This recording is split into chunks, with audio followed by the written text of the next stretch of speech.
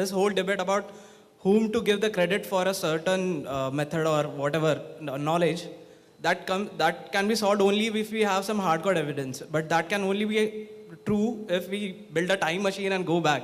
So how are you going to fight for it if you don't have that hardcore evidence? So evidence sometimes is, there is a Delhi iron pillar. It has steel.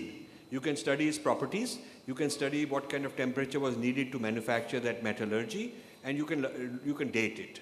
So we have the evidence. We have evidence of many, many kinds, which is there. So evidence, I have written, my foundation published 10 volumes on the history of Indian science and technology based on hard evidence, no myth or narrative or hearsay. And so the point is that hard evidence-based Indian history of science and technology is available, and a lot of it is not popularized and not studied. So it is not lack of evidence. I'm not talking about Pushpak Viman. I'm not talking about nuclear bombs in the Mahabharata, for which I haven't seen a radioactive crater.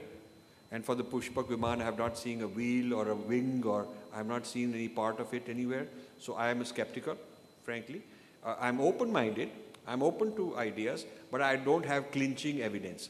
I'm talking about things where we have clinching evidence. Yeah. Thank you.